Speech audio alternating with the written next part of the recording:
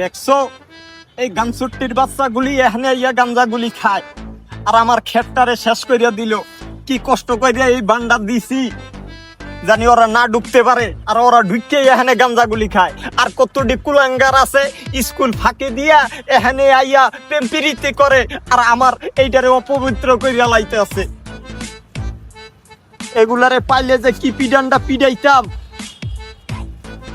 রে এনে বেড়া দিছিস কি কারণে? এই জায়গা কি তোর বাপের? বাপের আর তুই গালি দেস কারে? গাঞ্জুটির বাচ্চা মানে তুই এলাকার পোলাবেন রে গালি দেস? একবারে গাঞ্জুটি কস তুই? হ্যাঁ একটা গাইলাম যদি আর পর থেকে গালি মালি দেস বুঝস নাই? সর সর সামনে সর। না ভাই, আমি তোমাকে তো গালাগালি করি নাই ভাই। আমি গালাগালি করছি ওই যে যেগুলা গাঞ্জা খায় বুঝছো ওগুলারে, যেগুলা ওই যে স্কুল ফাঁকি দিয়ে এখানে প্রেমপিরিতি করে ওগুলারে। তোমাকে তো কই নাই তোমরা কি গাঞ্জা টাঞ্জা খাও নাকি? অনেকই আছে এখানে অনৈতিক কাজ কাম করে বুঝছো, অগরে কইছি। তোমাকে গায়ে লাগে কি লেগে? বড় ভাই দেখছেন ও আবার গাঞ্জুটি কইছে আমাদের, তোরে একটু কিছু বলেন। অল্প বলে শনি লেগে দেব বুঝস তাই? যেটা কইতে যেটা কর এ বেড়া বেড়া কর চল। আর তুই যে এনে এই যে চাষাবাদ করস কারে জিগায় করস? তুই আবার এত বড় বড় সাডাম সাডাম কথা কস। বড় ভাইরে কার লগে কথা বলবি? কইছস? চুপ থাক, কথা কইতেছি না। কার লগে কথা কইছস তুই? হ্যাঁ খুলমু মানি?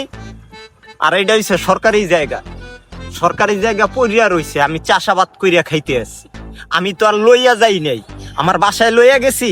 হ্যাঁ তোমাকে জলে কি লেগে তো? বড় ভাই ওই আমাদের সরকারের আইন বুঝাইতেছে। আর আইন বুঝাইতেছি। এখন কৃষক এনে যদি চাষাবাদ করস আমার বাসায় আজকে সন্ধ্যা সময় কেজি 10 জুন্দুল দিয়ে আবি বুঝছস? মনে জানি থাকে। আত্মীয় স্বজন লইয়া খামু। চাষাবাদ যে করস এটা ট্যাক্স বুঝছ তাই? মনে কইরা ভালো করে ফ্রেশ ফ্রেশ দেখিয়া কচি কচি দেখিয়া দিয়ে আইবি। এই কৃষক শুন, এই বড় ভাই কিন্তু খুবই রাগী। বড় ভাই যা কয় তাই কিন্তু কইরা ফেলা। দুন্দল ঠিকভাবে পাঠাই দিস, শুধু না পাঠাসছে তোরে কিন্তু একেবারে মাইরা একবার বিছাই দিব। বাইরের কিন্তু কথার আগে তোর হাত চলে বুঝিস? এ চন্দুরে আইছে, সরকারি জায়গায় চাষাবাদ কইরা খাই, সরকারি ট্যাক্স দেই না, কিছু দেই না। আর এরা আইছে হেগো বাসায় 10 কেজি দুন্দল ফাটাইয়া দেব।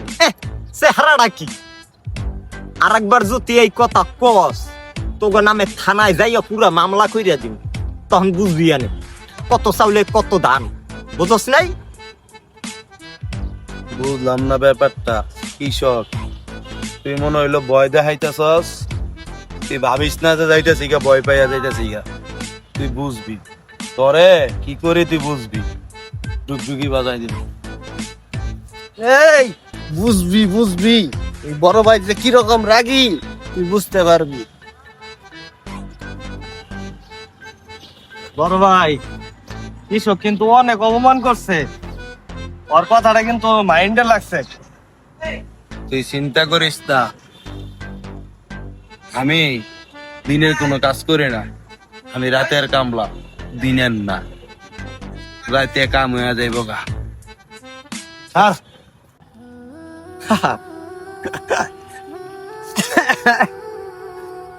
আহ